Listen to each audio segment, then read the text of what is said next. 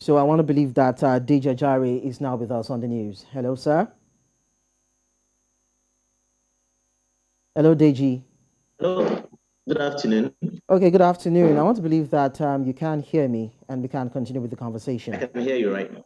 I can hear So you. I asked earlier that the Federal High Court ruled that the terrorism charges, including the ongoing ones against Nnamdi Kanu, should be held in secret so as to ensure the safety of all parties involved. So I asked earlier, why is that so, and what do you think of that ruling? Thank you for having me. I think for me, the Chief Judge of the Federal High Court, acting under his constitutional powers, issued practice directions for terrorism cases. And for me, before even going into the constitutionality of the practice direction, what I would like to say is that the proceedings in the trial of Mazi Nnamdi Kanu are a matter with respect to which there is considerably high public interest. And it is the responsibility of the court to ensure that every aspect of that trial meets with internationally accepted standards of a public and fair trial. But what is key in trials, what is key in the law is not just that justice is done, but that it must be manifestly and undoubtedly seen to have been done by the regular man on the streets. Now, for me, if this trial of this kind of that has attracted this level of attention and interest is being held in public, the average man on the streets is not unlikely to go away with the impression that there has been no fairness. Mind you, this is not an accusation of unfairness or bias on the part of the chief judge. But like I said earlier, what is important is that it must be manifestly seen to have been done. Now, Now, okay, go ahead. speaking about the constitutionality of it. Now, indeed, the chief judge has powers to make practice directions and rules for procedure in the courts. But I also align myself with the position that Nnamdi Kanu's lawyers have taken, that the chief judge acted out of via his powers in making the practice directions for the terrorism cases. The first is that while the Constitution is very clear and makes provision that trials should be done in public.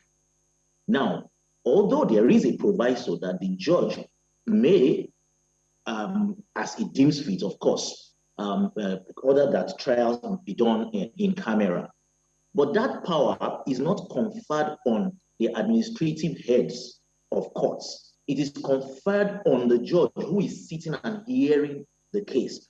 And it is that judge who is capable of reaching a conclusion that, based on, the facts that I am able to already see as at a preliminary stage in this file, based on the appearance of the witnesses or of the defendants, I think that this matter ought to be tried in camera. It is not for the administrative head of courts to give blanket orders for cases to be heard in secret.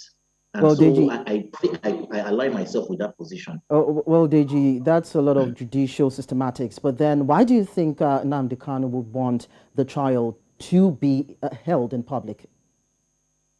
No, for me, I think it is his constitutional right to have his trial held in public.